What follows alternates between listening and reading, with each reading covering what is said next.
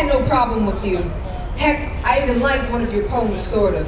There's something in your nature that was built in, something in your mannerisms that was familiar to me. I mean, if it walked like a duck, quacked like a duck, then it must be a... Duck. No, dyke.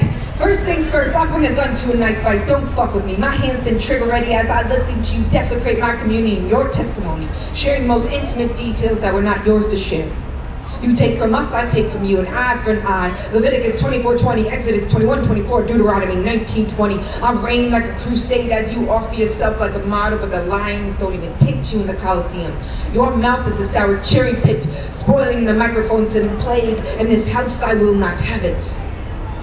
You stand there, hailing yourself as ex-gay, champion of the damned, saved, and affirmed in the blood of Christ. Now that you are free from the chains of homosexuality, well, bravo. You say that the sin of your skin is lying with another woman, and it would surely lead you to the valley of death, without the hope of seeing God's light, but the promise of paradise is the breath you arise to each morning. Show gratitude, humble thyself. That woman was a blessing.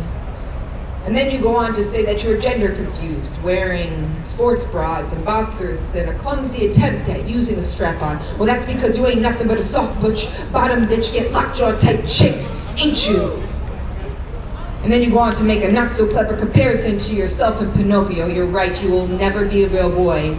Because you're not a trans man, you're a closet lesbian, you should know the difference. Tell me when your husband lays on top of you at night, you close your eyes and say, this is God's love, this is God's love, this is God's love. You're a manipulator using God as a weapon of condemnation. You're not the first. So go ahead, throw stones at glass houses, but know that mine is made of mirrors. It's only your own reflection you seek to tarnish. I'm sorry you cannot look at yourself and feel whole, but I know I speak for any of those who have ever wagered their lives in order to avoid shame, who thought God forgot them when the church turned its back. I tell them, do not forget to take yourself out of your shirt before you hang it in the closet. Know that you are beautiful, and the evidence of God is found in the love you give and receive. So love strong, love hard, love soft, love slow, love true, just love whomever, just love. I have found the most perfect woman, of whom God's love shines through, my wife. My wife carries more truth in her tears than you do, and you speak your own name, and when we breathe together, it sounds like this is God's love. You do not fuck with that. We were made in the image of the Creator. This body is just casing for the spirit. It goes beyond the gender confines. You compose your life to. That orchestra behind you is nothing but a clattered symphony trying to muffle the beating truth into silence. You could live in the closet, but you do not drag anyone back in there with you. You do not fuck with us.